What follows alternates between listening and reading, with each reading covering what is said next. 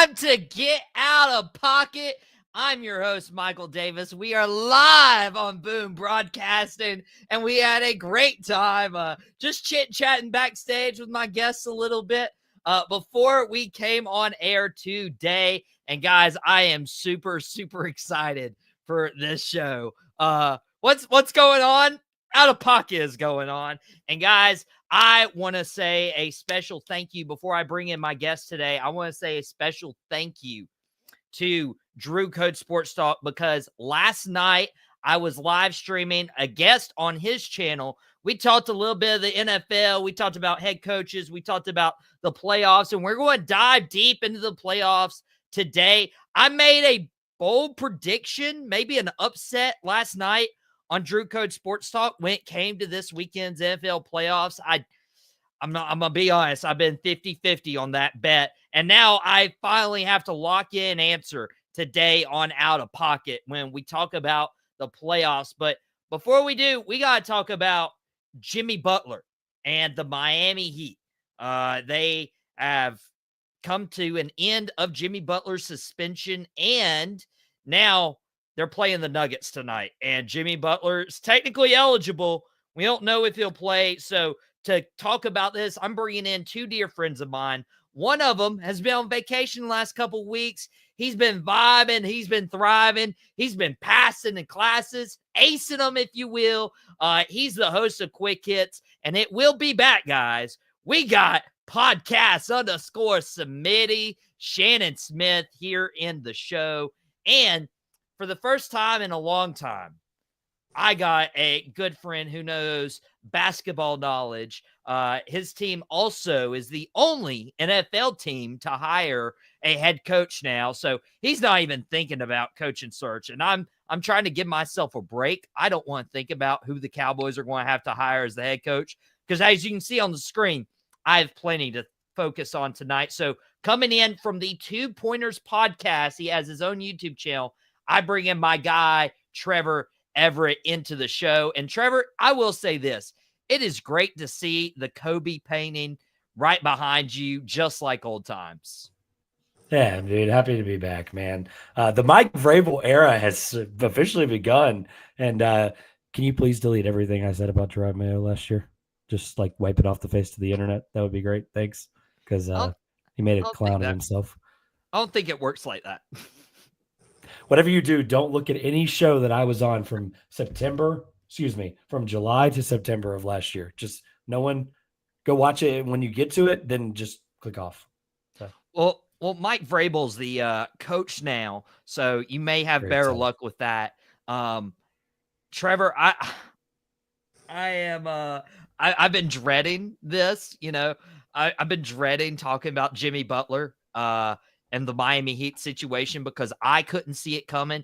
You know, you have been a huge advocate of Jimmy Butler in the past too, like how much he's meant to that team, how much he's meant to my team, if you will. And so I want to get your thoughts on Jimmy Butler and potentially playing in tonight's Denver Nuggets game at home. This is only a story because he got suspended. I just want to make that abundantly clear out the gate. And I'm honestly kind of catching up on this whole situation, because college basketball has been incredible this year. And it's been it's a lot harder to keep up with 364 teams. Let's just call it what it is. Right. And so, look, this is a story strictly because Pat Riley did what he did, right? Suspended him. I get it. I understand. I can see where it's basically they were kind of at an impasse where you kind of have to decide, do you want this guy around? Do you not want this guy around? And I'll stick to my point of, I know we'll get more into it right now, but this is a story only because he was suspended for conduct detrimental to the team. And the team has conducted themselves in a lot more detrimental way in building teams around him recently. So I think that's just kind of an interesting thought process to suspend your best player when I know he's not been healthy, but I don't know, some choices around him. You know, draft guys, right? Sure. Jaime Jaquez is good, but not going to change the course of the franchise in the last, 18 months. Hey, to be fair, Jaquez is a good young star. Tyler Hero's finally emerging. Bam Adebayo's here. And Jason, host of Three from Deep, talks basketball himself. He's in here. He's saying, Smitty, what up?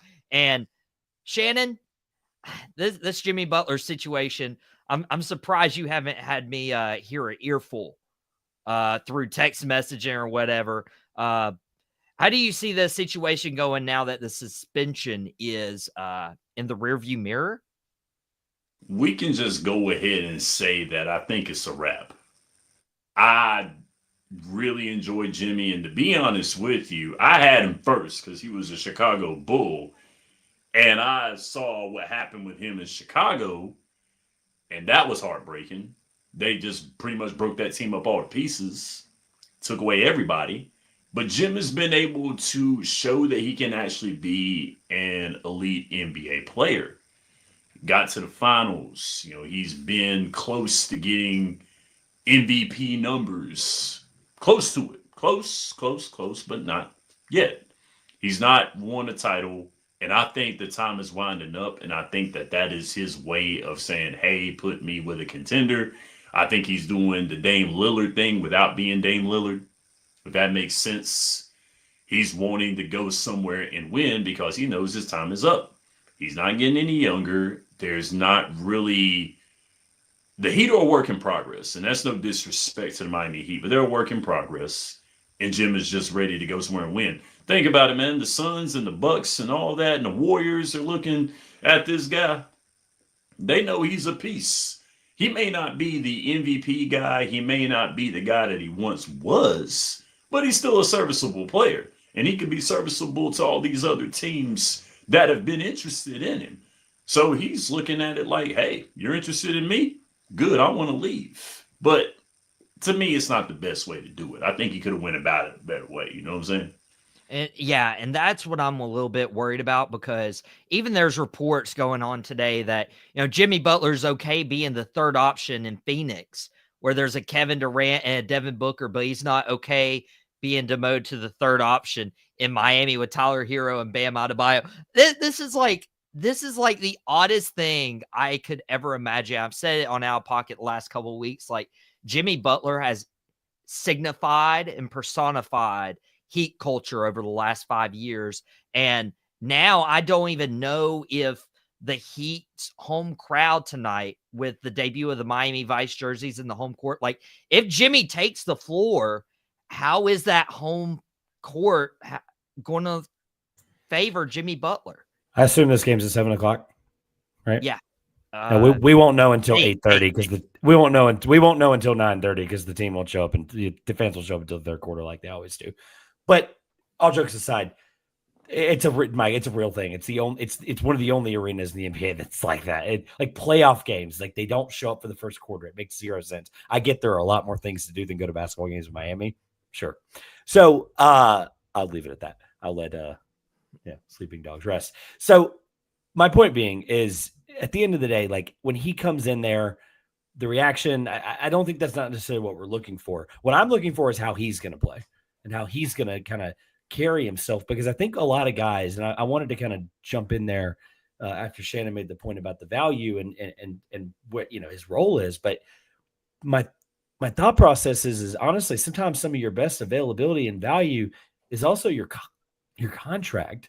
And there's a lot of teams, and like this is reminding me a lot of this James Harden situation where guys are, look, history now showed us that guys are going to accept the contract and then figure it out later, right? The way we do business as NBA, as NBA teams now, obviously the conduct in which he carried himself in the last few years when he, especially Minnesota, leaving Chicago, I don't remember it being as malicious. Shannon can probably correct me. It didn't seem that way. I don't think he wanted it up in Minnesota. And then obviously if he doesn't end up where he wants to be, after this, it could be just as bad, right? We don't know. History tells us he's not going to, handle changing somewhere he's not happy with lightly. At the end of the day, he doesn't have that kind of control. The problem is with the CBA and the way things work now with the second apron, neither do the Heat, right? These kinds of trades don't happen anymore where it's like, okay, this guy wants in and wants out. The only reason Harden's worked out is because he took the deal. He took the contract extension, and the Clippers were already planning on moving contracts around for him. That's been reported now many times. So I'm not breaking any news here. So how Jimmy plays, I think he's kind of backed into a corner now. They suspended him, which ultimately takes his value off the floor when there's got to be some you guys, maybe we'll get into it before we move on to football, but what team's going to give him a $120 million contract this offseason? I don't think the line's very long if there is any at all. And so my point is why is this? I mean, this is only a story because it's Jimmy Butler. This is only a story because last time this happened, it was one of the biggest blowups of a franchise in a span of a week in NBA history. Like, it is insane. It's insane how that transpired in Minnesota. That's the only reason people are keeping up with this. And especially, and we got a couple comments coming in. Drew Code Sports Talk saying this is the Heat and Jimmy's way, show they're professional and get the best deal by the deadline. We're long past that. There's nothing think, professional about the last month. Nope. We're long past that. You feel like over the next couple weeks, if Jimmy Butler shows up and he decides to play ball, that he won't be able to, help the Heat get just a little bit more for him. By the way, Aaron commenting being a third option on contender is more appealing than being a third option on middle of the pack team. I was about to say that. And I'm only pushing back because the Suns' problem as a contender are not right now. It's, are they going to be able to not be bankrupt by the end of next season, right? Yeah. They're only a contender because they would at that point have 3 of the top. Let's just be nice to Butler here and say 35 players in the NBA, right? But can I say, like, Phoenix and Miami have the same record right now. Right now, like, but once you get in the playoffs, we were both 500 teams. You don't have Kevin Durant, you don't have Devin Booker. But the Suns are talking about putting a 2031 draft pick up for Suns Jimmy have one Butler. right now. The Suns have one pick in the next 6 years that they can move. Exactly. One. I mean, you're going to get rid of your future. I mean, you mean they already have.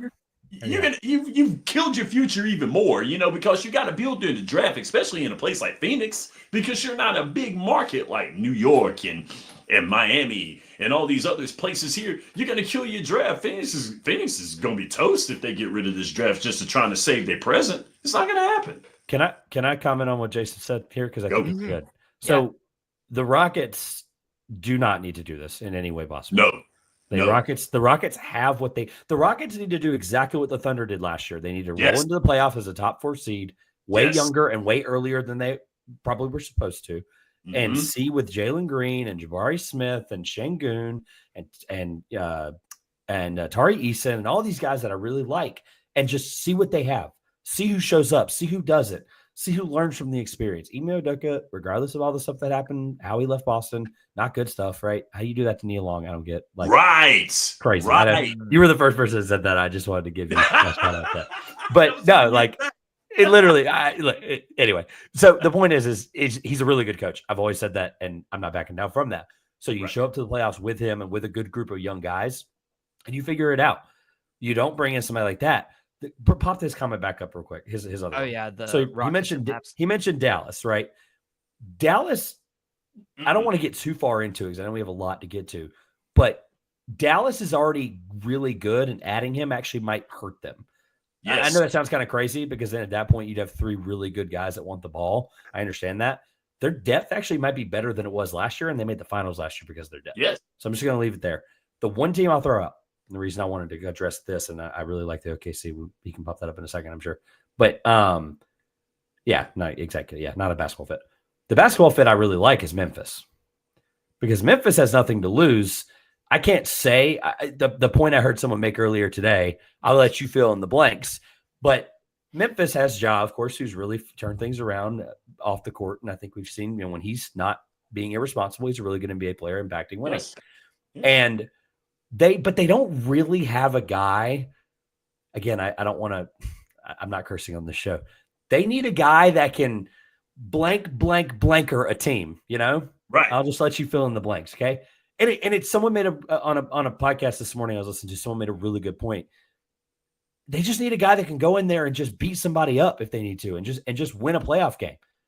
And they don't really have a guy that can do that right now. Sure, Ja, like from a scoring standpoint, can do that. But Jimmy can really change like the feel of a culture. Memphis is always kind of that gritty, tough. Like we obviously remember the old mantra of those teams. But I think basketball it fits really well because it gives somebody when Desmond Bane isn't hitting shots. Like if he's having an off night, they're really kind of, they can get into a deep slump. It just gives them a guy that they can go to that's not Ja. It takes some of the offensive pressure off of him, allows him to be a little bit more fluid and be more of a point guard. I think that makes some sense. And it's also not a big risk for Memphis because they're not really in cap purgatory, and they're able to at least kind of go, okay, now we know how much he's worth. And if he doesn't like the contract, guess what? He's going to walk away in 8 months anyway. So Memphis has nothing to lose here. They probably give up maybe Jake LaRavia. I know they love him, but like they give up a guy like that. They give up maybe a pick. It's not going to cost a lot because of how much his contract's worth and how much, the risk is on expiring. But it's better if he stays in the East. It's better. Of course. I like the idea of going to Memphis, though. I really do. But his age is what it is because he's running out of time. He's trying to get a ring before it's all said and done, and he ain't gonna do it in Memphis. And that's no disrespect to them, but it would be fun to watch, though. It would be really fun to watch. Well, what about if we're talking about starting prime trade destinations? Would Jimmy Butler be okay being the third option on somebody's LA Lakers? I mean, the idea would be you'd be playing with one of the best, probably the best passer you've ever played with.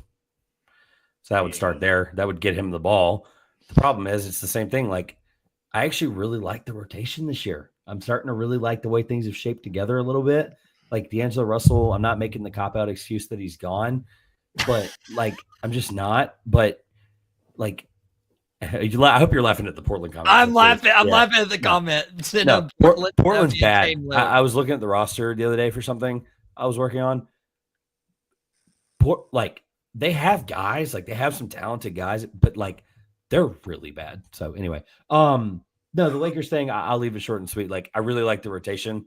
At that point, who you're getting rid of to get him. At that point, LeBron's playing point guard, and you can't win games with him just playing point guard every night. You just can't. But when you brought up about it's going to be the Dame Lillard situation all over again, we didn't expect Dame to be the way that he did when he was trying to get out of Portland.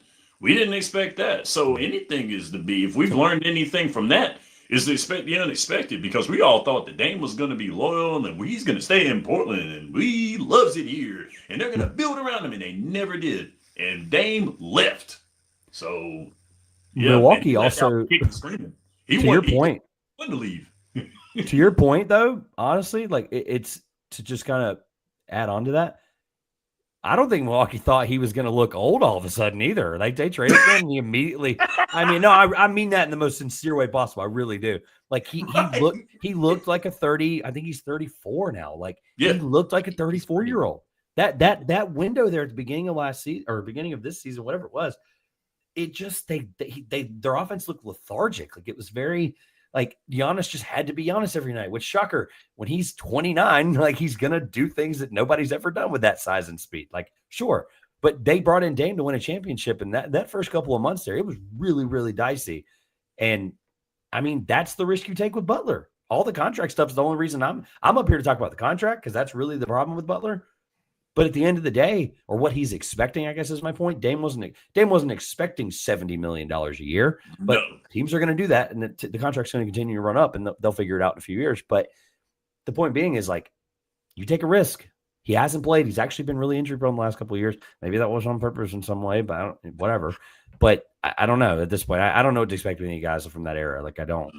And Giannis is a dog, man. He's been killing it this year, man. I mean, his mid-range has gotten so much better. He's developed a mid-range, and Giannis is dangerous. So you don't want to disrupt. Like, I've heard Milwaukee today being floated around, and I mean that makes no basketball sense, right? You disrupt at all. You disrupt all of what Giannis is doing on both ends of the floor, right? Like the list of basketball sense and the list of financial sense contradict each other very, very strongly, and that's what makes this really uncomfortable for both sides. Is I think Butler, again, like I said at the beginning, he's backed into a corner. I don't necessarily agree with the first part of that sentence, but we can maybe get to that. He's talking about lethargic. He's proven that he's past his prime. Here. You're telling me they're drafting really well. Okay, that's the only reason that you have not been in purgatory the last few years, and you've been kind of holding on to that middle ground in the East. The only reason you haven't been in the bottom 5 in the East is because you've drafted well. That's it. Yes. That's it. And Butler's obviously very good when he's healthy. in the East, and to be honest with you, though, I'm with Trevor on that one because everyone thought Phil Jackson was going to be doing something with New York, and you saw what happened with that. Some of these guys got to know when to give it up. I know Pat Riley is one, and I get it. I've seen Pat Riley as a coach. I've seen Pat Riley as a GM. I've seen Pat Riley run a team. And Pat Riley knows what he's doing basketball-wise, but this is a new era of basketball. And good football player, too, I hear. No, I'm just kidding. That's back in the day he was. That's true. Hey, Right. Dallas Cowboys drafted Pat Riley. I believe I think I used that trivia question with you, too. Maybe I did, maybe I didn't. Yeah, I don't know. It was and he was also the first draft pick for the San Diego Clippers, too. Like he is basketball legacy from start to finish. That was kind of my whole point. And I'm glad Shannon backed me up on that. But like, you kind of put yourself in a position when you suspend a guy. I get why he did it. I'm not arguing against doing that because ultimately, I mean, who has the power right now? Neither guy really has the power. But when you suspend him, you at least have, okay, we mean business and he's going to have to figure this out and da-da-da-da. And that's kind of what they put themselves into, which tells me Pat Riley doesn't really want to get the deal done. Like it just doesn't I mean, there's a lot more that has to go into that, but you don't suspend the guy for 7 games knowing it tanks his value. When has he really ever made a deal like this other than Rozier, right? He got rid of Rozier, or brought in Rozier last year. I don't know, but you get the point. See, and it would be hard for Miami to get as much as they could have, 4 months ago. Granted, I don't know how long these issues have been going on, but when he's, taking different flights to games, when he's being late to practice or skipping practice altogether, when all this stuff lines up and teammates are just like, we're over it right now and we're over Jimmy, Pat Riley's hands were tied. He wasn't going to let him continue to be around the locker room. And Sean from It Stinks and Wrestling of Destiny saying New York City. I don't know if that's a Brooklyn comment. I don't know if that's a Knicks. He should not mess with the Knicks roster right now. The Nets would spend the money on them because the Nets are the Nets. That's the reason why they would. His value too. There was something you said there, Michael, that spurred me to think of this. But his value really hasn't been. Let's just call it top 50 value, because you include young guys in that. He hasn't been top 50 value since before the run to the Nuggets play, the regular season before the Nuggets finals. So I guess technically last year or 2 years ago. 2 years. Right? So, man, it's crazy how these finals kind of start meshing together when they suck. All these finals suck. It's crazy. No, I'm serious. I do every year. You guys know this. I do a finals. I do a recap after every finals game live with Grayson Hill, one of my favorite co-hosts. I do shows with, and literally we talk about it all the time. Him and I are we're eventually going to get a 6-game series together. We promise. We just have it. We back-to-back years doing this with them. It's been 10 games total. No, the Zion thing, I'm not even gonna I'm not even gonna I will say this. I will say this. If you look at it from a standpoint of Miami's done with Jimmy Butler. B, Zion hasn't worked out in New Orleans. It's almost like flipping 2 guys, and it's like, can I throw you the one wrinkle? Money? No. Well, yes, I'm going to sit here and be the cap guy. I get it. But you realize Zion's contract is essentially non-guaranteed after this year because of the way they've structured it with all the incentives and weight loss and all this other stuff. His contract is essentially, Bobby Marks talked about it on a podcast this morning. This is not breaking news here. His contract is structured where no team would ever waive him. Let's just be honest. No. But if maybe he gets traded, maybe it's to the Heat. Zion essentially in his 4th or 5th year, the end of that contract could get waived, and it would basically be cost nothing to the team. So here's why it wouldn't matter. Yes, money. Yes, let me just address that up front. It wouldn't happen. It couldn't happen because why are the Pelicans willingly going to take on an older guy that's not going to help them win a championship this year, whose contract sucks, who they probably don't want to re-sign, for a guy that, even if it hasn't worked out, somebody's going to be able to pay more because the Heat don't have assets to pay him. They don't. What are you giving up? Be realistic for a second. What are you giving up for him? Regardless of the diminished value Zion has, both these guys do. They're both kind of misfit toys at this point. What do you give up for him? It's a real question. You're not giving up anything. And I got another wrinkle as well, too. You giving up Hero for Zion? Hero in a first? No. I got a wrinkle for that. Zion in South Beach is trouble all day long. You won't go to practice. He ain't going to practice. He doesn't go to practice now. I mean, he ain't going to practice for other reasons. I mean, if he go to Miami, he going to practice because he's standing on the beach looking at them girls and junk right there. He need to go play basketball and stop chirping. Shannon giving him the Dominic Mysterio advice. Run. He needs to run. He needs to run. Wrong. I don't know why he don't listen. Lord of mercy. No, he's not wrong. And I'm sure we're going to continue following the Jimmy Butler situation. See if he plays tonight. We don't know. We haven't heard officially if he's going to play and suit up for Miami, but it'll be interesting to see how the teammates respond. If they wrap their arms around Jimmy Butler, if Jimmy wants his arms wrapped around him, and also like how this home crowd reacts to Jimmy Butler. We're heading very, very quickly in a spiral towards what happened in Minnesota. I'm not saying it's going to be that bad because I think a lot of it had to do with Cat and Wiggins, which he might have been right about. He might have been right about that. I'm just going to leave that there. But I mean, if you have Minnesota fans listening, they just clicked off very ferociously. But like, he might have been right, but how he handled it was poor. And so far, the Heat have kind of, look, the Heat, it's not necessarily a stalemate, but it definitely is getting closer to where Butler has no reason not to just try to blow this thing up. And I have no reason, to believe that he wouldn't do that to get his, because at the end of the day, like, I hate to keep bringing up the contract. I really do. It's $48 million this year. It's a $52 million player option. Okay. I'm going to go with the old Ryan Russillo quote. He's probably picking that one up. Yeah. Because at that point, right, what team is paying him? Do the average math per year on how the salary cap will increase? No team's paying him $60 million. It's not happening. He's 36. Ain't no way. His best chance is to go somewhere this year to try to win a championship. The problem is he can't control that, as we all understand. Absolutely. And, the comments of like Pelicans, that's alluring because Pelicans are the worst team in the Western Conference, or Mac even saying, just enjoy being a Charlotte Hornet. You definitely ain't winning in Charlotte. I love the idea. If Pat Riley really wants to show that he's still got it, he'll send him to Portland. I'm serious. It won't happen. It won't happen. Put it back up. It won't happen. Right? Let's all agree right now. It's not happening. He's not going to Portland. Scream. But it would be the funniest result in this whole scenario, because it would really kind of put a foot down from Pat Riley and say, how many guys would be willing to make that move? Yeah. Because you know what you're getting back if you do that, right? You're getting Robert Williams, maybe DeAndre Ayton, if you really think he's been terrible since he went to Portland. But at that point, you're just fishing for young guys that they're willing to throw in.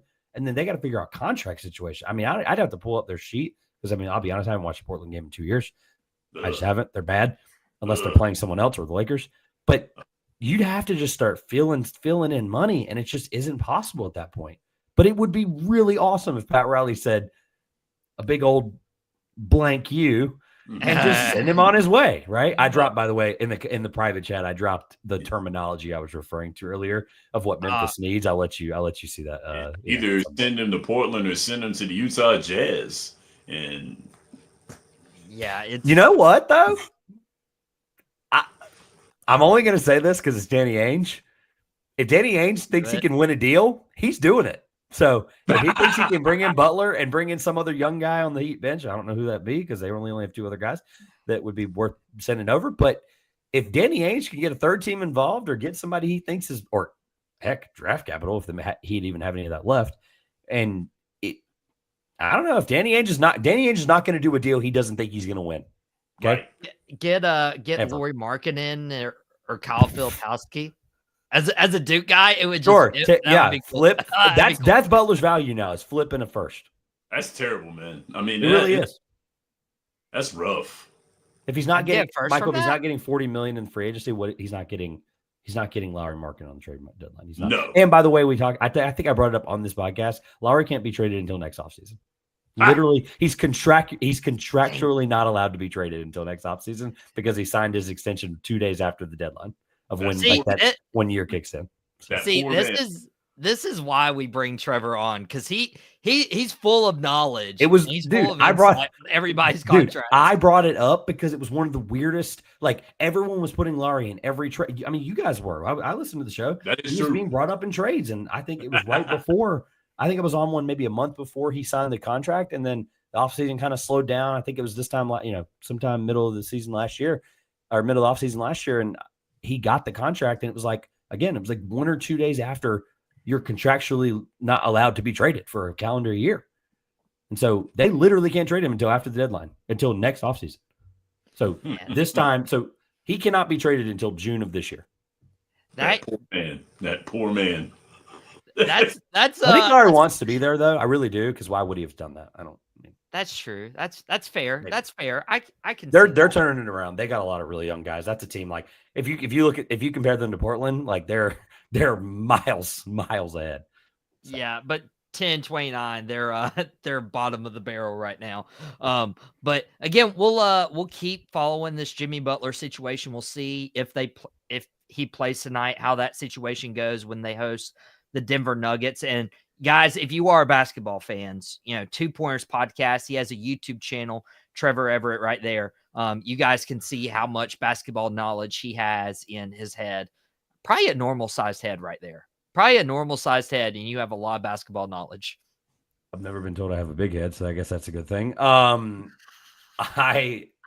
will say, been a rough month in terms of content for me, because it hasn't happened other than game stories and stuff. As I'm literally posting one as you guys are talking, I'm posting a game story from a game last night that I went to. So pods will be back. Michael, Shannon, you guys got open invitation, as you always know. And yeah, it's just been new job, first time at the end of a year with a new job. So figuring all that out. It's been hard to watch. Like I said, 364 teams. I'd rather keep up with college basketball right now because of where we are. And so, but I still keep my ear to the NBA, of course, when things like this happen. Because the NBA, I've said this before, probably on this show, that it's kind of like Real Housewives, Yes. They're just all grown men, and just, they just happen to put a ball through a hoop that we all enjoy. So it's kind of like Real Housewives. And if you just kind of keep up with like that for a few months and kind of watch primetime games, it's kind of fun. But then as soon as March, April, as soon as we head that direction, I mean, it is. I don't turn it off. It's the best basketball ever whenever the playoffs start. And speaking of playoffs, I mean, the stuff I have on right now are the NFL playoffs. Silver platter. It was great. Thank you. I appreciate that. Hey, a month without doing this, I still know how to do it. Okay, right? You don't lose how to ride the bike. He's helping me ride the bike. Maybe that's a skill I need to obtain. But a skill people need to obtain is either Lamar Jackson or Josh Allen. We're moving on. We're moving on. You know how to ride a bike? We're not touching that. We're not touching that. Guys. We got to talk about this afterwards, man, for real, because something's up, man. You didn't know. It was all that wrestling. Too busy watching wrestling when growing up. Busy watching he couldn't ride a bike. I'm with you, dog. I can jump off the top rope, but I can't ride a bike. Dang. Hey, we should put that on coffee mug. I think that would sell. Hey, probably would. Put a little bike with training wheels on there. All right. Speaking of training wheels, I don't know how to segue into these playoff games. Lamar's training wheels came off. He finally won a playoff game that means something. There you go. The training wheels have come off for Lamar. There you go. Yeah. You're welcome. That's good. That's good. So Ravens Bills is one of the headlines in this playoff weekend. Another one is the Philadelphia Eagles and the Los Angeles Rams. This is appearing to be a snowy game. So if you guys were from the North Carolina region, especially the western part of the state, you would know you got some snow last weekend, and might have enjoyed some good time sledding down the hill. Saquon Barkley might be enjoying a little bit as a snow day. We have the Eagles and the Rams in their division round matchup, and I know my dad's watching right there. I saw his comment earlier. He may not enjoy who I have in this game, but Shannon, when it comes to the Rams or the Eagles are favored by 6.5 in potentially the snow. Who do you have? All right, since there's not been any QuickHits past 2 weeks, it's Friday. You know what Friday is for. Friday is for football. That's right. Now, the homerism is going to come out a little bit because I don't like any team, not the San Francisco 49ers, from not in these playoffs. And the Rams are in it. A rival. And might I say, I'm very glad the Rams beat Minnesota. And I'll tell you why later, because, it's not cutting into the time. But this game is going to be very tough because of the weather. The Rams, sunny California, where they've been playing. This is going to be a very, very tough game, and this is in Philadelphia's favor. One thing also, too, is Philadelphia's running game has been very, very tough. Saquon Barkley very close to, getting the record and didn't happen. But I got Philadelphia in this one because Philadelphia has actually had a little bit of momentum. So I'm liking what they're doing. The Rams played a very, very tough game with Minnesota, but they should have beat Minnesota because Minnesota, to me, Sam Darnold went back to his days with the Jets. And they got destroyed and manhandled. They manhandled that poor man. The Rams defense manhandled him. But I doubt they're going to do that with Jalen Hurts. Because I think that Philadelphia's got a little bit of mojo. More mojo than Minnesota does. And this is a snowy game. So give me Philadelphia. But the Rams will fight. This ain't going to be a runaway game. I think Philadelphia's going to win it, and it'll be 9 points. And Aaron bringing up, he was seeing ghosts again. I commented on this on my guest appearance on Drew Code Sports Talk last night about Sam Darnold, and it was more offensive line than anything. Max pulling for the Rams. Jason has the Eagles, unfortunately, as he mentioned. Trevor, do you agree with Shannon that Philadelphia pulls this out? Yeah, especially if it's a cold weather game and a road environment for a team that's obviously dealt with a lot of adversity here in the last few weeks. And I have to give a huge shout out to the NFL and just everyone involved in that process to make that game. I actually genuinely forgot for a quarter. Now, I was watching college basketball and it was on a second screen, so that kind of plays into that. But it was on mute and I really couldn't tell it was in. And I've been to that stadium. It's one of the few NFL stadiums I've been to. It's beautiful. It's one of my favorite places I've ever visited. It's an incredible place. You could not tell that wasn't SoFi, and SoFi is new. SoFi is fancy. It's really, really, kind of drummed up or whatever, right? And for a while, you really could not tell that it was a road game. You couldn't, road game truly, right? The Rams were the home team, of course. Unfortunate circumstances. No, you have Saquon Barkley. Anytime in a situation where the game plan can be schemed in such a simple way, where the team with the best player in that, he's the best player on the field at any point because there's no more Aaron Donald, right, for the Rams. So when Saquon's on the field, it's cold. When it can be schemed that just simply, and Kellen Moore, obviously, really, really great offensive coordinator, can kind of do things and kind of change things and kind of, mess with the flow of the game if he really needs to. I doubt they get behind. And, at that point, you just let your best running back in the NFL right now, you let him just do his thing. Yeah. And Sal, thank you for joining us on Out of Pocket for Boom Broadcasting, commenting on that Bills game that we'll touch on here in a couple minutes. Guys, I know we switched gears to the playoffs, and we're going to keep previewing these games.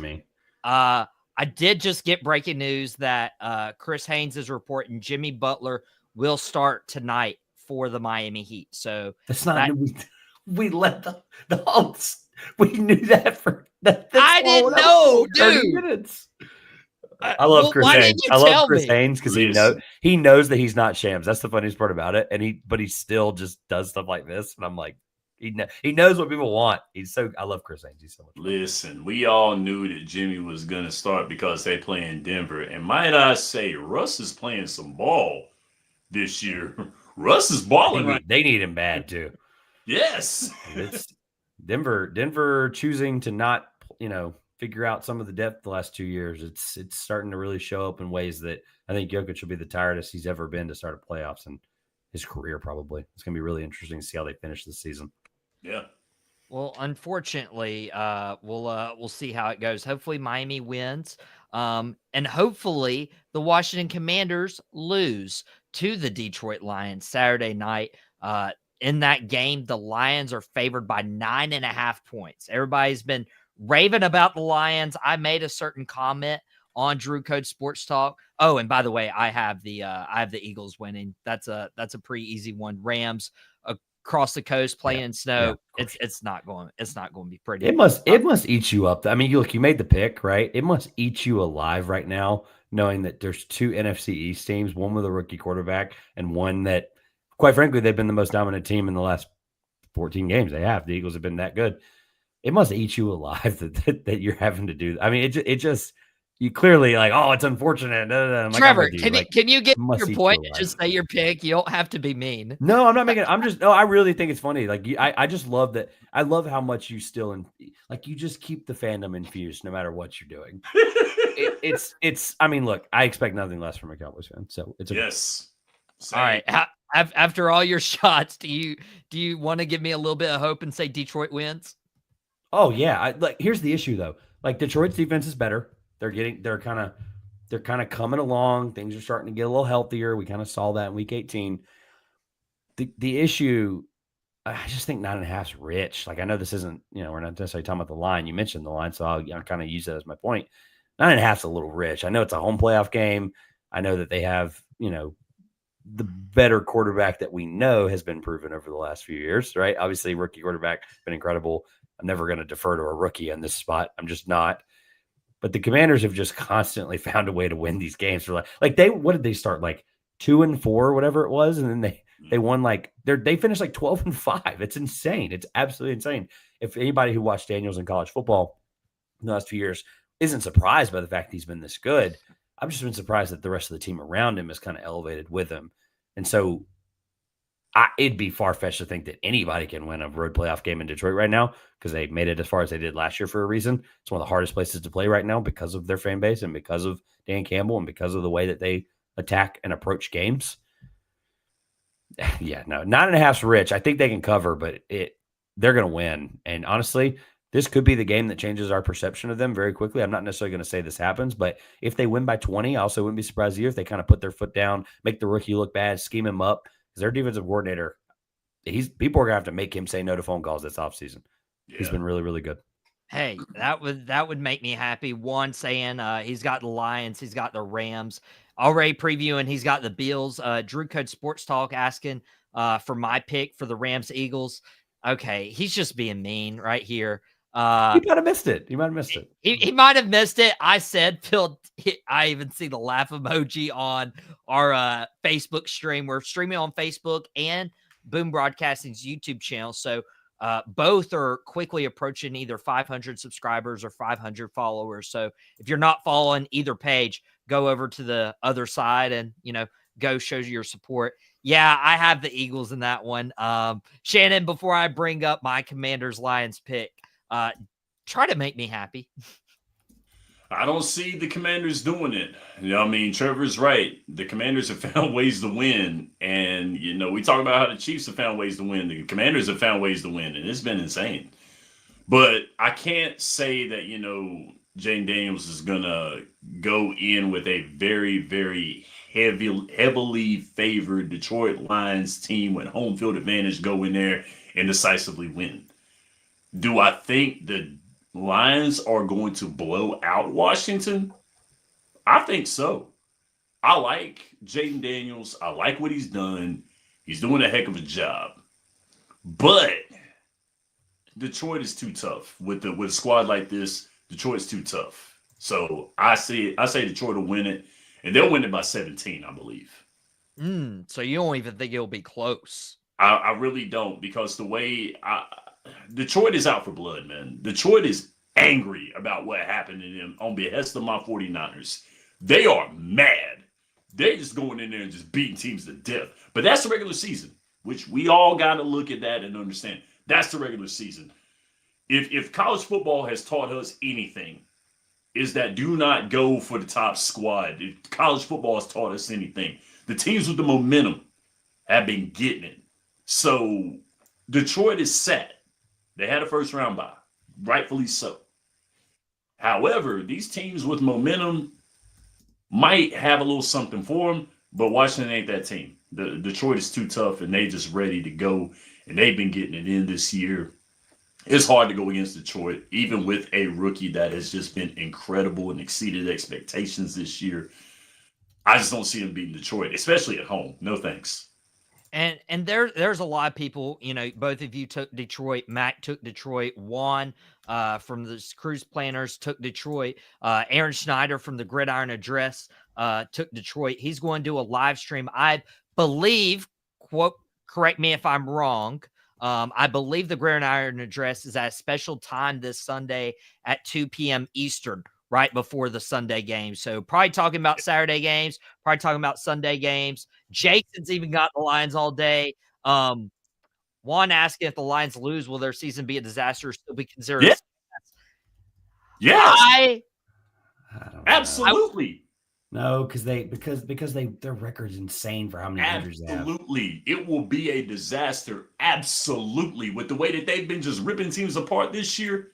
And after last year's blunder right there, now last year's blunder, that was a disappointment in itself because it was a game approaching the Super Bowl. But absolutely, with the way that they've just been eating teams up this year, even with the injuries, absolutely. So everybody's picking Detroit. And Jason's like, Dan Campbell goes for you on fourth down at least 3 times. That's a way too under. Looking forward to having us on, Aaron. It'll be a fantastic time. I'm also Lions win 14 games, only losing the divisional round would be a disaster. Yes! Drew Code Sports Talk. I was on his show last night, and guys, is that promo number 4? I love that. Maybe. That's good. Maybe. I love it. Maybe. Yeah, I love it. It's just come naturally right there. That's good. I'm gonna be the lone wolf here. As much as it hurts me and pains me, you have Washington who came into the playoffs winning 5 straight games. They won last week on a doink field goal. Hey, listen, this happens. This happens. Okay, you have Jane Daniels right there. You have Dan Quinn. And look, Detroit, Ben Johnson and Aaron Glenn just saw the Cowboys coach job come available. They've been interviewing. They're already looking ahead to next job anyway. As much as I hate it, guys, as much as I hate it, Washington probably wins this weekend. No, they're not. Probably is a crazy statement. They're not. I would have heard you on the Texans because just the way that they manhandled the Chargers for basically the entire game. And Kansas City hasn't played a meaningful football game in over a month. No, they haven't. I think week 15 was the last real game. It's crazy. No, I'm laughing because you're right. Look, it sounded stupid when it came out of my mouth, but it's true. But they're like one of the only teams in like the history of the world that have ever taken that long off and just like, all right, cool, we're gonna win by 40, and like it makes no sense. Stand on business. Sure, stand on business. You're picking a rookie quarterback. At least with Stroud, you saw he could make the playoffs in his first year and win games, and like obviously that's that Daniels has done. But the Texans also had a way better defense than the Commanders did this time last year. So it's quite it's a choice out of all the games I thought you might have picked on the other side. I'm shocked it's this one. To be fair, like coordinators about to be head coaches.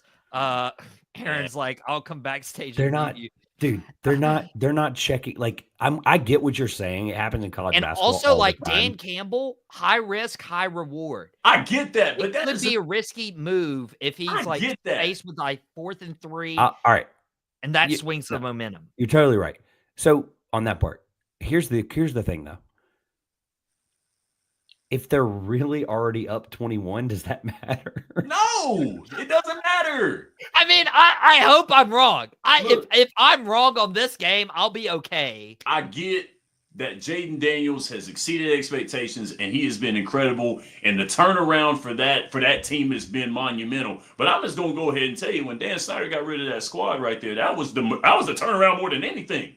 That was the biggest thing right there. Third best Russian team when yards per game, 5th in points per game. I'll take Jahmyr Gibbs over any of those guys. I have a gut feeling it's going to be now. Trevor, Trevor, you mentioned Kansas City and Houston. Hold on, before we move on, I know it's good. It was good. I like it. 8 out of 10. 8 out of 10 segue. But if you, this is a hard hypothetical because you already know the line. But if you like Bill Simmons and Sal Iacono, they do a show every Sunday on Bill Simmons' podcast, and they guess the lines. It's an incredible bit. They've been doing it forever. It's awesome because you get to hear like the thought process of what we think Vegas might think going into a game before we even know the line. I know you guys already know the line, but I genuinely what do you think the Lions are favored by before you looked at it? Like What was your like realistic guess? I was thinking 8. Okay. I was thinking 8. I was thinking 10. I was too. I was thinking it was like 10 or 11. Yes. Because you're thinking rookie quarterback on the road, team that has already, proven that they can win and when they get in these spots recently. Mm-hmm. Better head coach. 9.5. The only reason I'm only bringing it up because 9.5 seems a little fishy. And Vegas knows what they're doing. Yeah. Always. And so if it's close and Vegas wins a lot of money and somehow, just still all works out perfectly, then we know what happened.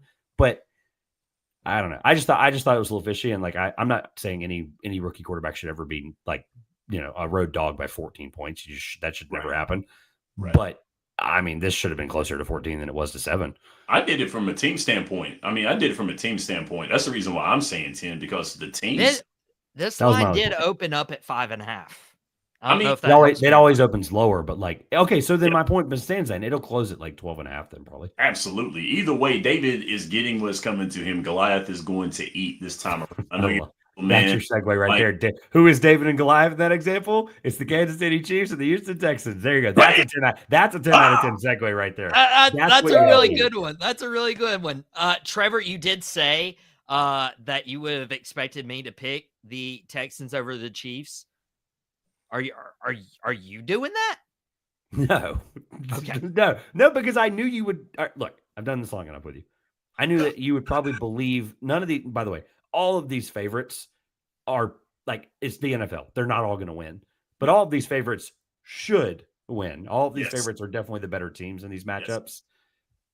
I'm not breaking news. You're saying that, right? That probably was like the least outlandish thing I've ever said. But all these favorites are genuinely the better teams, and so I knew there was probably going to be one where you just like, you sat down, you did the research, you looked at everything, the line, and I just knew you were going to look at it and go, all right, well, just one of these, and like, I just didn't think it was going to be Washington with a rookie quarterback.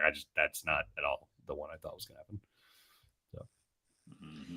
happen. So Shannon, you got Chiefs as well?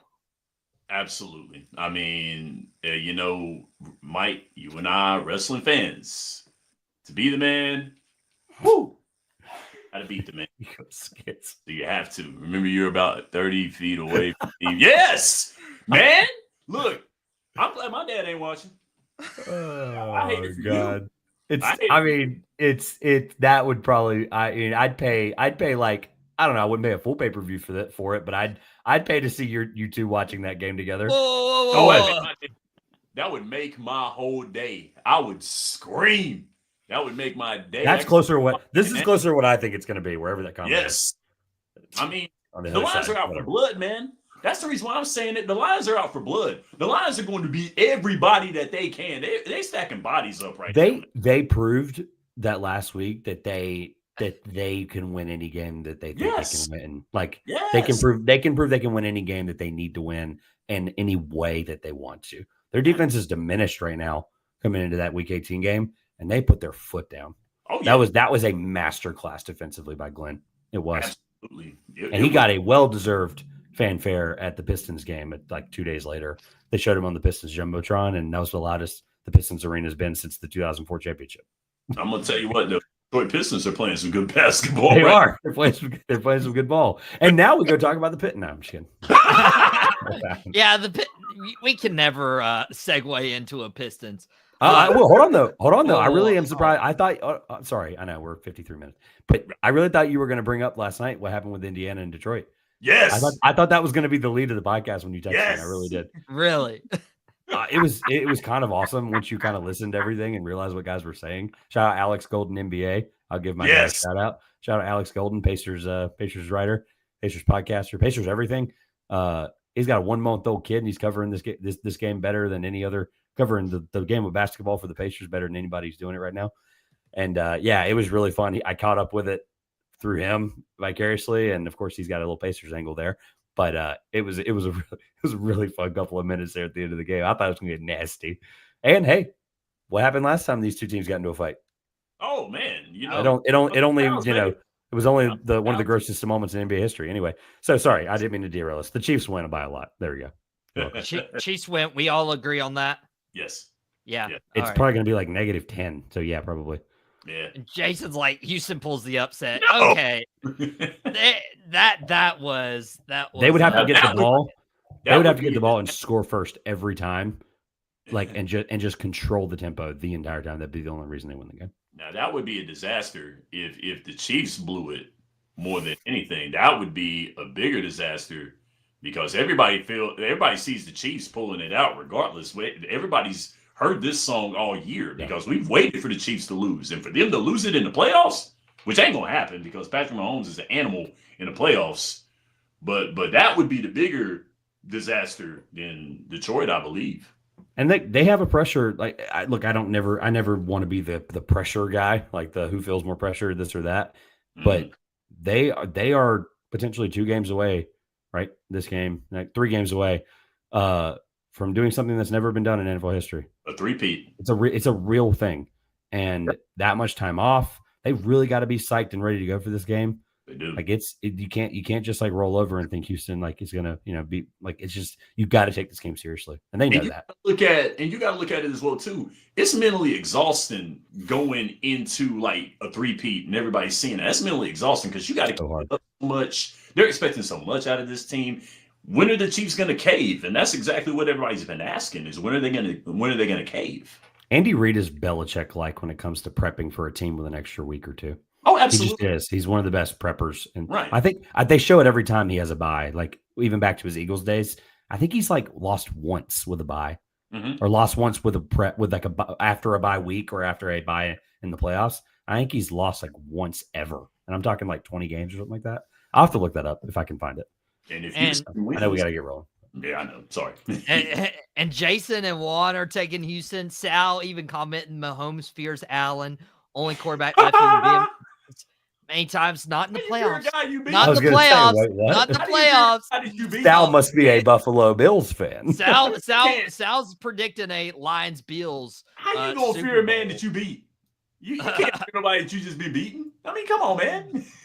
And Juan's bringing up a great point with Trevor. What? I found his record off of a bye. Oh, what is it? What is it? I'm just gonna say up front, I was correct.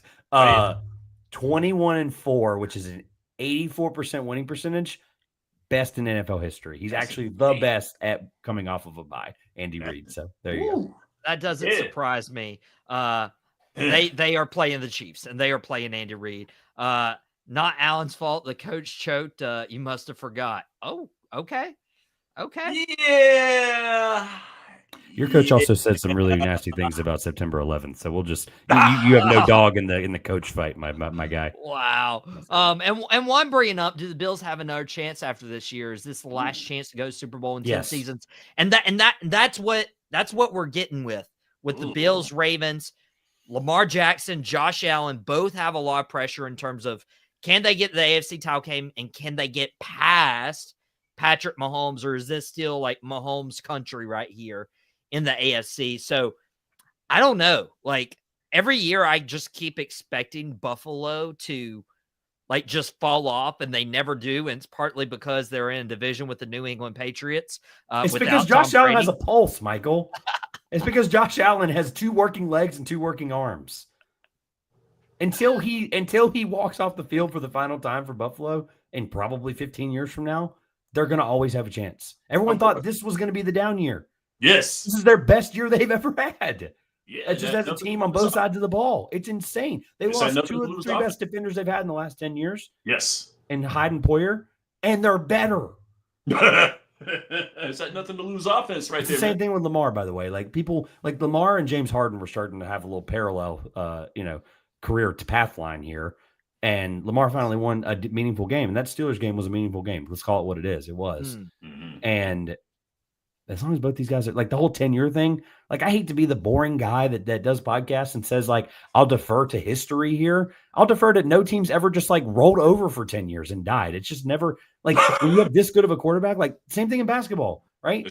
Other than the Celtics in the 60s, who's ever won that many times in 10 years? The Chiefs can't physically do it. It's not possible. Anyway, they can't do it. I hate those.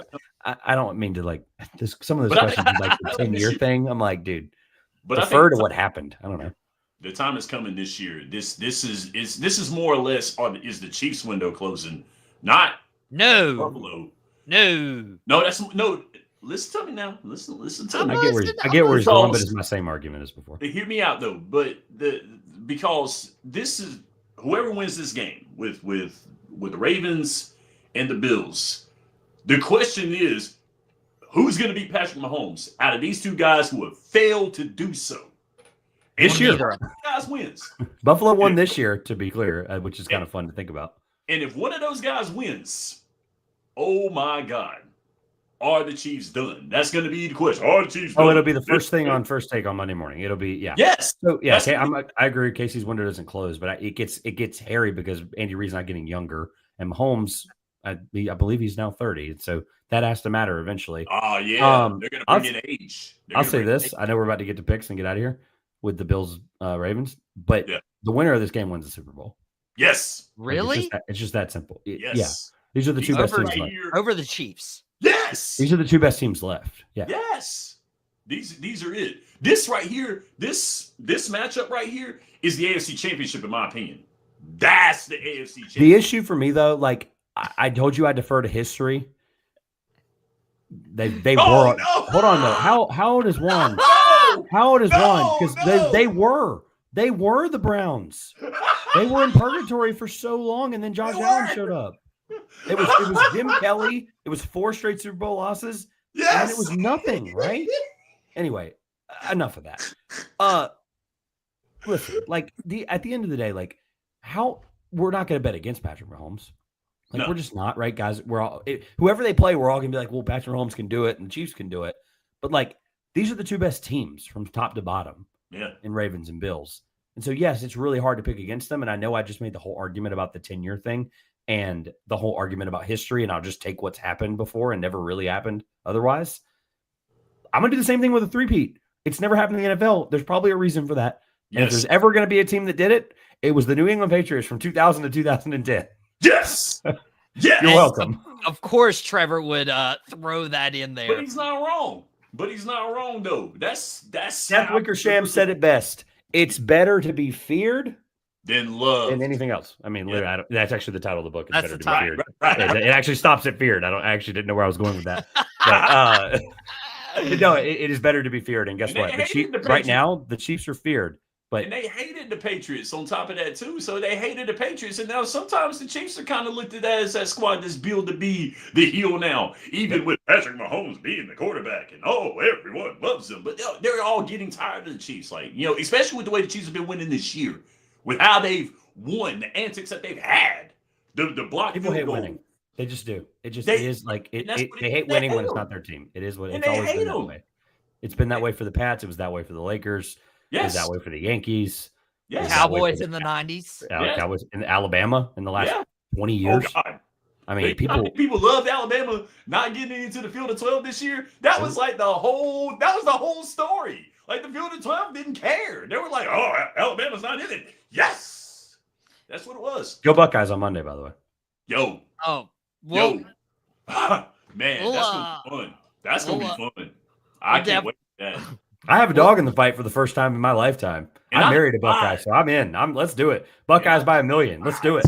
I despise Notre Dame. But I'm starting to like them this year, and it's scary. So I'm going to write a book called The History of the Bills. That is pretty funny. That's pretty funny. Oh, man. And guys, you know what the Bills don't have? What? Deshaun Watson. Yes. Worst trade in the history of trades in the NFL. Even worse than Herschel Walker. What's up there? Michael Davis and Mac Davis. You have a worst trade ever. Mac probably got a chill up his spine when you said Herschel Walker. Herschel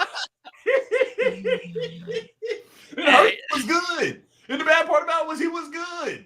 And they traded him when he was good. By the way, we're delaying the inevitable. I have no idea who I'm picking in this game, and I'm so glad that this has taken this long because I still don't know up until this very moment. So Shannon, please pick this game.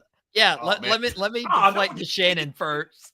Jason has the Bills. Don't give it to me. This game's in Buffalo, correct?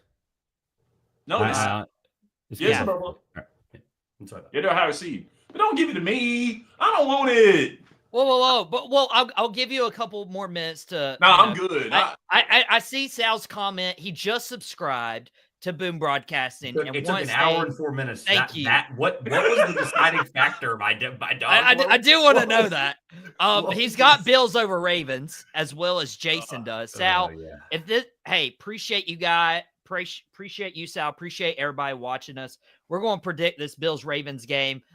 Trevor with the hearts, Trevor with the love showing out. I finally figured out how to do it on my iPhone. But for some reason, when I have like my hand like this, it'll like do a thumbs up or it's weird. And somehow it like does the sideways one too. Is there something that happens here? Maybe. I think he might. Eventually. Who knows? Yeah. But Sal, we do a Out of Pocket live sports stream 4 days a week, Monday, Tuesday, Thursday, Friday. Shannon has quick hits, comedic relief on sports shows. We have an NBA podcast. We have a Major League Baseball podcast. We're not just sports either. We have a TV show review. We have so much content on for you. So I hope you just enjoy all the content, and I appreciate the love, my friend Sal. So thank you for watching us on Boom Broadcasting today. Hopefully I gave you guys enough time to procrastinate. Shannon, Bills, Ravens, who you got? I'm going to tell you what, though, as far as quarterback matchups, you are hard-pressed to find a better matchup than this one right here. This is a heavyweight bout right here. I believe this game is going in overtime. I really think it is. And I think the Ravens are going to win it. They're going to win it. Walk-off touchdown, Derrick Henry. I think the Ravens are going, and the Ravens will play the Chiefs in the AFC Championship yet again. So give me the Ravens by 6 in overtime. And we've talked about the lines a little bit. This is notably the line opened up, Buffalo being favored by 1, and now it's flipped. That Buffalo, who hasn't lost a home game all year, is now 1.5 point underdogs. Woo. Trevor, I don't know if that influences your decision at all. Wait, who's the underdog? Now Buffalo. They is. opened up as 1 point favorites. Now they're 1.5 point underdogs. That just shows you this game will end up being a pick 'em probably. All right, stick with me for a second. I'll stick with you. Better quarterback has been the question all year, right? These are the two. One of these guys is winning MVP, and honestly, I don't have a dog in the fight because I don't do NFL content every day. And so whoever it ends up being, right, I just want to make it abundantly clear that I do not want to hear a single word from anybody that I care about who does this, that the NFL MVP should matter about this playoff performance. So I'm just going to start with that. People, it's a regular season award, okay? This game is going to have people, the discourse is going to be way too much, and it's going to be really annoying. I want to leave with that.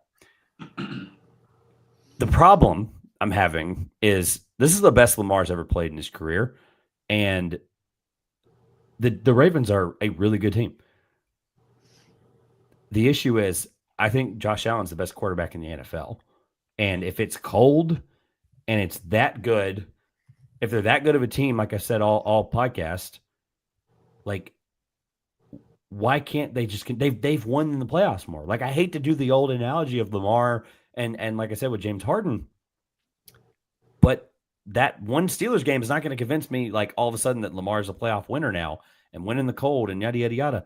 Buffalo's one of the hardest places to play in the NFL. But hold on, let me interject, my friend. Derrick Henry's a difference maker. I know exactly where you were going. That damn backfield. See, Lamar James Cook is good too, though. If they get a lead, that running game between them two, it's insane. It's scary. Two are really good, but in a playoff setting, when Buffalo has the lead, I don't think the gap would get Allen and Cook. I think Buffalo takes the lead early, and I think that's what kind of helps them stay in this game. It's when they have the lead, though. That's what I'm saying. Is when they have the lead, and that's going to be hard because Buffalo is not played from behind. It's hard with Buffalo. Josh Allen is the best quarterback in the NFL. Let's go ahead and leave it at that. Whether he wins MVP or not, I think Lamar's probably going to believe that. And the reason why he's better is because of what it was supposed to have a down year. And they were thinking that it was Josh Allen's fault because the Bills were what they were. And we found out that it was not his fault. That offense has nothing to lose, and he has quarterbacked that offense incredibly well with the running game that he's had, with the receivers that he's had. His best receiver left, and the man went out there. His best receiver in this game probably isn't playing, right? Yes. He's officially out. He's officially out, right? Everybody. He played better. So I got to give it to Josh Allen on that one. I got to give it to him. Oh, I was talking about Lamar. I thought Lamar's. But Lamar played better. Lamar had a better MVP than his MVP year. And by the way, they shouldn't have gave. Dak Prescott didn't deserve the award last year. I'm sorry, I had to kick you in the face a little bit there, Mike. Oh, okay, that was out of pocket right there. As close as I think this game is, I'm gonna go with the guy who will have the home field advantage. I think it still matters in the NFL, and I'll go with Josh Allen. But as you can tell, I don't feel good about it. And see, there's two things that could happen. One, like Mac mentioned, Josh Allen turnover problem. It could happen. One. It also Lamar could also fumble the ball 2 times. Yes, that's cold as all get out outside. That was me. I was gonna say that. But with Derrick Henry, like he is the difference maker. Yes, and that is why Derrick Henry's fresh, Lamar Jackson's fresh. Mm-hmm. I trust that duo. And this was built to get them to that inevitable matchup against the Chiefs. Yeah. I got Baltimore in this game. That is where I'm ending up.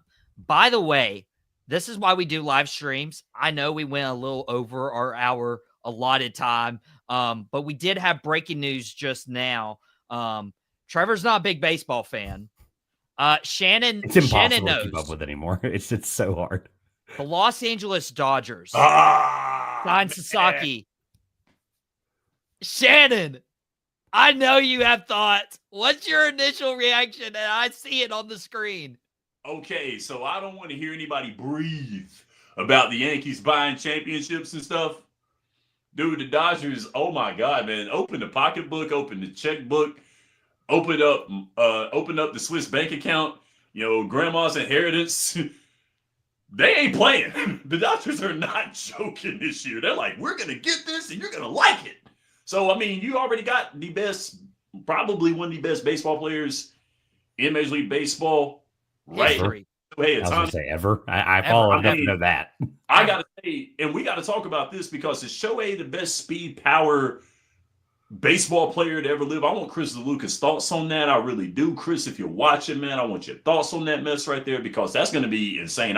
We got to talk about that. Speed, power combination of Shohei Ohtani. And then you've got this sensation right here from Japan. Japan knows they baseball players. Oh, man, the Dodgers ain't playing this year. They going back. They going for the gusto. Lord of mercy. Whew. Wow. I'll just hang out here on mute. The only sake I know of is the sake that they drink. So I'll just leave it at that. Woo-hoo. Hey, this is like this it's a big is deal, huge. though. I do know that. But Dodgers getting Sasaki, getting Shohei Ohtani, adding them to Mookie Betts, adding them to Freddie Freeman. Tyler Glasnow is there. Walker Buehler. Drew Code Sports Talk already saying boo. Juan, did they pay him in yen? The yen is 68 cents on the dollar. Mac bringing up, do you get $2? But yeah, that news just broke. Mike. On Out of Pocket Live. Yeah. Mike, before you go, shout out to my squad. We're now certified instructors. Some of them are watching this right now. Thanks for tuning in, guys. 01 Alpha. They'll know what I'm talking about. 01 Alpha. And I don't have a Mac, so it's not going to give all the hearts that Trevor does. Shout out Steve Jobs. Drew Code Sports Talk. How much did Dodgers put on layaway for him? I told you they went for grandma's inheritance. Let's not act like that they have $1 trillion payroll. It's not the money's not the issue. It's not. And Mouth Off with Mike, who hosts the Nightcap tonight, following SmackDown. SmackDown's now 3 hours. You guys can come back for another live stream at 11:05, 11:10ish. It's a lot. I mean, it's SmackDown's at 3 hours now, but Mouth Off with Mike and whoever he has on, they're a fantastic crew. I've been on Nightcap plenty of times. But yeah, not only Mouth Off with Mike having the Nightcap tonight, Shannon bringing back Quick Hits next week. Now they certified. And I mentioned Trevor has a basketball podcast. Trevor, what can people expect from 2 Pointers moving forward? Yeah, I got some fun stuff coming now that pods are actually happening. But I'll be continuing to do game stories from college basketball games throughout Central North Carolina. As we're live right now, there will be one recapping Campbell and Charleston. I was at last night. Really good CAA basketball game. That'll be up in the next 10 minutes. And so, people can check that out. It's actually, I don't know if I put it on the screen or not earlier whenever I signed in, but at Trevor Everette is where you can find everything at 2 Pointers. I got some really cool pods coming as NBA starts to get a little closer to the trade deadline. We'll have some cool stuff. College basketball, like I said, I've been tuned in really heavy this year. Also, you can check it out. Everything college basketball, still doing guest spots over there. Shows on Sunday. Brought in a former Division I coach as an analyst this year. So been really excited having his presence around and, just kind of bringing new perspective to everything. It's been really, really fun. Those shows are always a great time. But yeah, I've got some really cool stuff coming up with some shows talking about, I'll dive into a little bit more whenever people tune in, but with the TikTok ban, I think there's a lot of interesting things going on with sports and media and how that kind of converges on basketball. And so I think that'll be really interesting. I've got a conversation coming up there. And then, just whatever comes to mind. Are the Cavs playoff contenders or are the Cavs finals contenders? We'll see what happens. So, yeah. And another great friend of the show, Juan, talking about Follow No Shortcuts and his Travel People podcast. He's saying, great show, Juan. Appreciate you. Appreciate your friendship. Appreciate everybody commenting. You had Juan. You had Mouth Off with Mike. You had Drew Code Sports Talk. You had Matt. You had Sal, who is a new subscriber as of today. You had Aaron Schneider, the host of the Gridiron Address. They'll be live this Sunday on this YouTube channel at 2 p.m. Eastern time. It was quite the show today. You had Sean Lucas from It Stinks and Wrestling of Destiny. I do not think I missed anybody. If you haven't commented, we appreciate you guys as well. A lot of stuff happening on Boom. A lot of stuff happening with 2 Pointers, as Trevor mentioned. Go follow him on social media. Twitter, again, at Trevor Everette. But, guys, this has been Out of Pocket. Not only have we talked about Jimmy Butler coming back, not only have we talked about the NFL playoffs, and, guys, unfortunately, the Commanders will win, but it's a certainty the Chiefs will, and they'll be playing the Baltimore Ravens. And we broke the news that the Dodgers have signed Japanese sensation Roki Sasaki as a Dodger. Wow. Pairing him with Shohei Ohtani is almost seems unfair, but that is what is happening in LA. Guys, we are out of time today, but appreciate you guys hanging with us, having fun with us, hanging. It's always a great time. Everyone have a great weekend, and we'll see you back here for Out of Pocket on Monday. Well, that's it. I really hope you enjoyed it. We had a ball making it. Thank you very much.